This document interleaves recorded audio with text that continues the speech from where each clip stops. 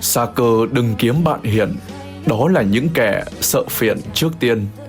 Cứ theo quy luật tự nhiên, tự bươn tự trải, tùy duyên ý trời. Dựa núi núi hóa thành vôi, dựa nước nước chảy, nước trôi theo dòng. Dựa người người đổi thay lòng, chỗ dựa vững nhất là trong tâm mình.